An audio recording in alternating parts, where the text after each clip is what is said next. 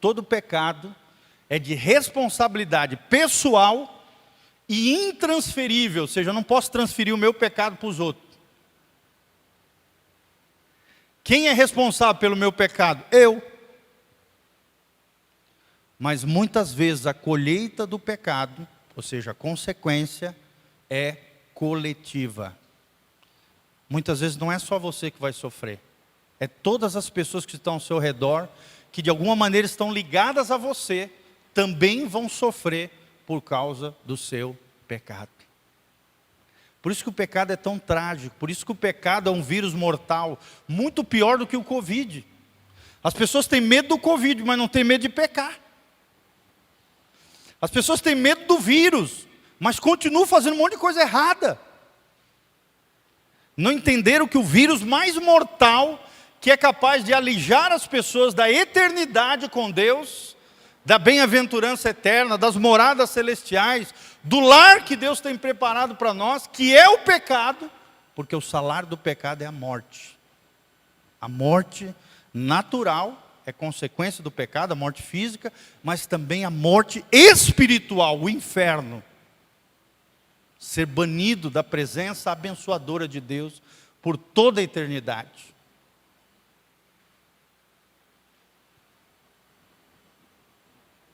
Tudo isso é o que, gente? Falta de sabedoria. Fala comigo, o único problema da minha vida é a falta de sabedoria. Amém? O mundo tem rejeitado a pessoa de Jesus, mas muitos cristãos rejeitam os princípios de Jesus. Vou repetir, o mundo tem rejeitado a pessoa de Jesus, mas muitos cristãos rejeitam os princípios de Jesus. Os livros de sucesso financeiro hoje, por exemplo, têm como base princípios de Jesus. Os livros que fazem mais sucesso hoje no mundo são princípios que ensinam chaves que estão na Bíblia. Às vezes com outras palavras, mas são princípios bíblicos. E o crente que tem acesso à sabedoria do alto, na Bíblia Sagrada, muitas vezes não está lendo a Bíblia, não está colocando em prática o conhecimento de Deus. O mundano está prosperando, o mundano está crescendo, porque está lendo em livros, de forma às vezes diferente, princípios de Jesus e aplicando na vida dele, e prosperando. E o crente que tem a chave da sabedoria, que é a Bíblia, não está praticando a Bíblia e está perdendo a bênção. Vocês estão entendendo, irmãos?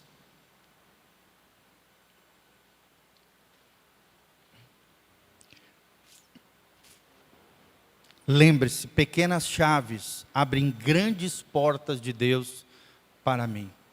Pequenas chaves abrem grandes portas de Deus para mim. Os princípios de Jesus te preparam para viver nessa terra. Lá no céu a gente não vai precisar mais disso.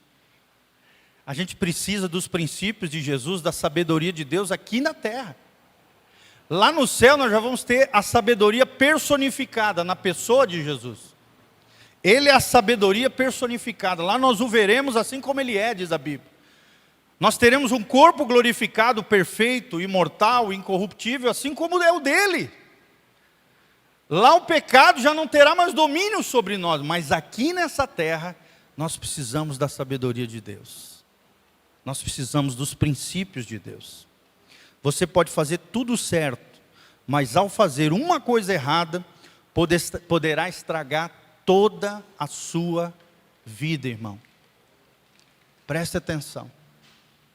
Você pode fazer tudo certinho, mas às vezes uma coisa errada pode estragar toda a tua vida. Por exemplo, uma condenação criminal. O teu currículo fica queimado pro resto da vida. Sim ou não? É? A pessoa vai lá, se ela fizer uma consulta, né? O cara foi preso por causa disso. Está lá registrado. Uma decisão errada pode mudar a sua história negativamente. E uma decisão certa, uma pequena chave, pode abrir portas extraordinárias para o teu futuro, para a tua vida. Olha a importância da sabedoria. Seus alvos confirmam os seus amigos. Eu não consigo entender um crente que tem mais amigo do mundo do que amigo de Deus. Eu não consigo entender, me desculpe, mas para mim, tem alguma coisa errada nesse cara. Você pode ter amigos do mundo, até com o objetivo, né, de conquistá-los para o reino de Deus, exercer uma boa influência, uma influência positiva para eles. Mas se você tem mais amigos do mundo que amigo de Deus, tem alguma coisa errada com você. Preste atenção no que eu estou falando.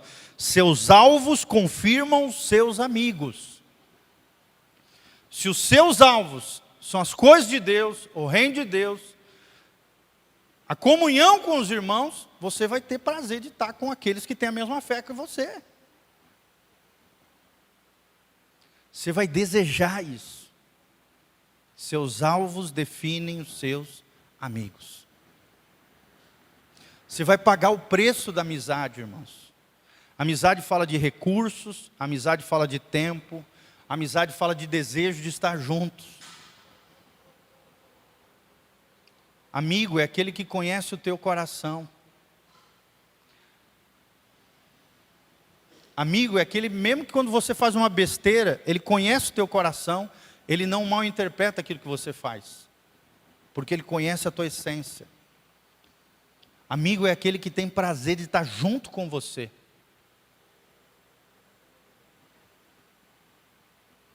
E todos nós precisamos de amigos. Amém? Amém, irmãos? Cristianismo não é uma ilha solitária. Você não pode se isolar.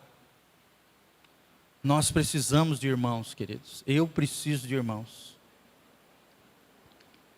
Eu preciso de vocês, vocês precisam de mim. Nós precisamos uns dos outros. Maturidade não é nem dependência dos outros, aquela pessoa que depende dos outros. Isso é uma criança depende dos adultos.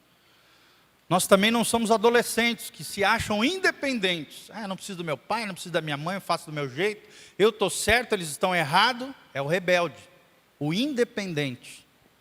Agora o maduro, depois dos 30, se Deus quiser, às vezes até antes, né, se tem a sabedoria de Deus, ele entende que você não é nem dependente e nem independente.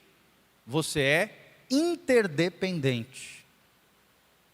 Precisamos uns dos outros. Valorizemos uns aos outros. Amemos uns aos outros. Todos são importantes. Amém?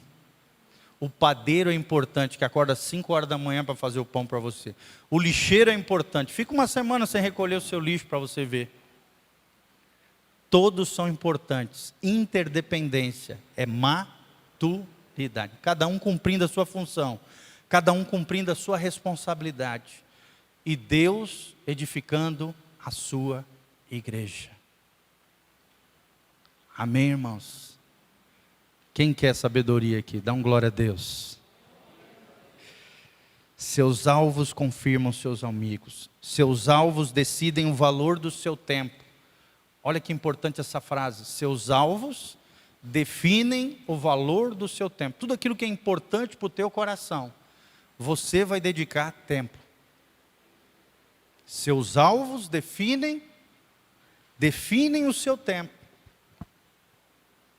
Se Deus não é importante para você, ele vai ficar por último. Agora, se Deus é importante para você, ele vai ser a sua primeira busca de manhã cedo. Amém? Você vai dedicar tempo de qualidade. Você não vai dar desculpa. Eu não consegui ler a Bíblia, eu não consegui orar. É porque Deus não é importante para você. Se ele fosse importante, ele teria a primícia do seu coração, a primícia do teu tempo. Lutero orava 3, 4 horas lendo a Bíblia, orando. E ele dizia, se eu não dedicar o primeiro tempo, as primeiras horas do meu dia, o meu dia não vai prestar. Mas se eu dedico o melhor das minhas horas, do meu tempo para o Senhor, todo o meu dia vai render. Todo o meu dia vai render. Amém? Isso é sabedoria. E sabe o que é o mais correto? é você dedicar tempo para o Senhor de manhã cedo e no final do dia. É o que diz o Salmo 1. Bem-aventurado, né, o justo, aquele que medita na lei do Senhor de dia e de noite. De dia e de noite medita no Senhor. No começo e no final. Você vai começar o dia com Deus e vai terminar o dia com quem? Com Deus. Ele é como uma árvore frondosa, plantada junto ao ribeiro das águas, cujas folhas não murcham, que dá fruto ao seu tempo, e tudo o que ele fizer, o que vai acontecer? Prosperará. Você quer prosperar, irmão? Amém? Chaves de sabedoria. Faz assim com a mãozinha. Chaves de sabedoria. Amém? Gostaram dessa temática? Amém? Vamos começar o ano da maturidade, falando sobre a sabedoria de Deus. Essa é a primeira ministração, vou encerrar agora. Louvado seja o nome do Senhor. Mas o que eu quero plantar no teu coração é isso, irmão. Valorize a sabedoria. É aquilo que nós lemos no Provérbios 4:6. Não desampares a sabedoria, ela te guardará. Ama-a e ela te protegerá. Valorize a sabedoria de Deus. E a sabedoria de Deus nada mais é do que o conhecimento de Deus aplicado no meu dia a dia. É o conhecimento de Deus, não só na mente. Tem muita gente que é cabeção evangélico, né? Cabeção gospel. Mas a sabedoria de Deus, ela entra na mente, mas ela desce para o coração. Ela se encarna no nosso dia a dia. É o Logos, né? A palavra, a ação de Deus, que se fez homem, que habitou entre nós. A palavra se encarnou. A palavra de Deus tem que se encarnar no nosso dia a dia. Rotina diária, dia a dia, decisões, escolhas. Eu e você precisamos da sabedoria de Deus. O único problema da minha vida é a falta de sabedoria. Amém? Vamos ficar de pé, querido. Levante-se diante do Senhor. Coloque a mão no seu coração. Que Deus te abençoe. Que você tenha um ano mais abençoado por Deus. Curta a sua família na virada do ano. Ore diante do Senhor, tá? Nós não vamos ter o costume de fazer culto de virada, essas coisas. Eu sou meio contra essas coisas, tá? Eu acho que Natal e virada do ano, claro, você pode passar ali com a sua família, dobrar o joelho, orar, se consagrar ao Senhor, mas eu penso que não é na igreja que a gente tem que passar, é com a nossa família, com os nossos entes queridos, com as pessoas que nós amamos, fazer aquela celebração, tanto o Natal quanto a virada do ano, nós vamos nos dedicar para a nossa família, nos dedicaremos aos relacionamentos, amém?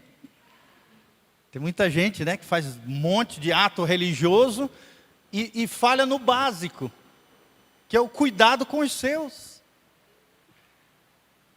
Não é assim, irmãos, amém? Que você tenha uma virada de ano abençoada pelo Senhor. Nós vamos estar orando por vocês, orem por nós, orem pela igreja, orem pelos irmãos, uns pelos outros. E domingo que vem nós vamos estar juntos aqui, às 10 horas da manhã, novamente, tá bom? Feche os seus olhos, coloque a mão no seu coração. Pai, nós estamos aqui diante da Tua palavra bendita, porque cremos no poder da Tua palavra. Senhor, nós aprendemos hoje as chaves de sabedoria, que são pequenas chaves, que abrem grandes portas dos céus para nós. Promessas de Deus, bênçãos de Deus, a glória de Deus, o favor de Deus sobre as nossas vidas. Senhor, nos faça entender, compreender as grandezas das Tuas promessas, a bênção da Tua palavra, o acesso que nós temos hoje às informações celestiais, a esse manual que o Senhor deixou para nós, de como viver, de como escolher, de como decidir, de como fazer, ó Deus, que o conhecimento de Deus se torne vida prática na nossa vida, que a Tua palavra seja encarnada do nosso dia a dia, que valorizemos os relacionamentos, que Jesus seja o centro, que a Tua palavra seja o fundamento da nossa vida, Pai, e que possamos desfrutar o melhor de Deus, do Teu coração, nesse ano que ainda se finda, Pai, mas também no ano que vem, em nome de Jesus. Pai, abençoa os teus filhos, derrama a tua glória sobre eles, que eles aprendam o valor da sabedoria, que eles busquem a sabedoria do alto, que eles vivam a mente de Cristo, Pai, o governo do teu Espírito Santo, Pai. É o que nós te pedimos de todo o coração. Abençoa o teu povo, derrama a tua glória sobre eles, prospera os teus filhos, transfere as riquezas, ó Deus, do mundo ímpio, coloca na mão dos teus santos, abre as janelas dos céus, derrama chuva de bênção sobre nós, ó Deus, que possamos ser fiéis ao Senhor sempre, obedecendo a tua palavra, vivendo na bênção, jamais na maldição, jamais, ó Deus, sofrendo ou tendo qualquer tipo de dor desnecessária, Pai. Precisamos da tua graça e da tua unção sobre nós. Nos capacita a vivermos